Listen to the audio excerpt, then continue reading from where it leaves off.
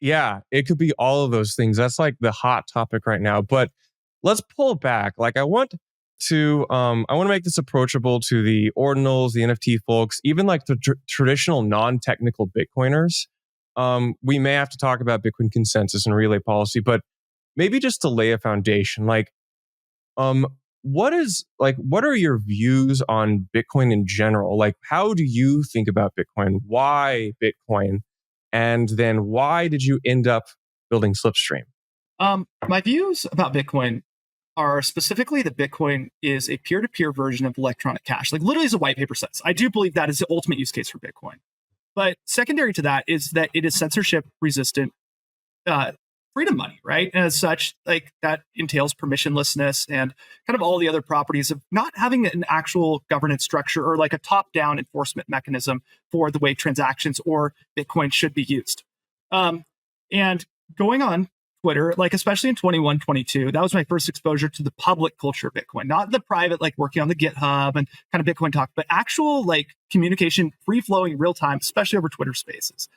And like, it really kind of got in my head during that period of time that like Bitcoin is literally for anybody to do whatever they want with, as long as it's within the consensus rules of Bitcoin. Like I always heard the term Bitcoin is for your friends as it is for your enemies. And I really latched onto that because in everything in life, there's some sort of governance system on, okay, well, this is the actual total scope of things you can do, but you actually are only permitted to do like a much smaller section of that. And so, yeah, I believe that at the end of the day, Bitcoin is money. Bitcoin is also a database of money that's programmable. And as such, like this is kind of the more technical side of it.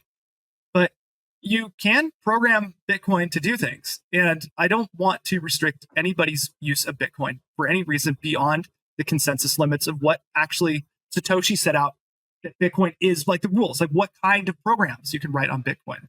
I don't think that's my position to tell anybody how to use their Bitcoin. And like even like going like a little bit deeper, like I'm ask you a question, like if Bitcoin had no value at all, like you couldn't exchange it for money or anything like that, what would be the only thing you can do with your Bitcoin?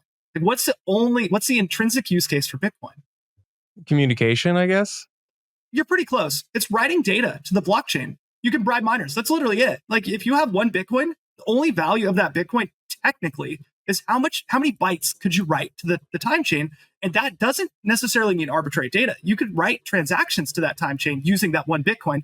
But you like, for example, I could take my one Bitcoin and send it to myself. Okay, I have less than one Bitcoin now because I had to bribe the miner. I could do it again and again and again and again. I would run out of Bitcoin. But in the process of doing that, I basically create this like trail of data. That's the only actual use case of Bitcoin is like writing data to this database of money and programmable definitions of what that money can do.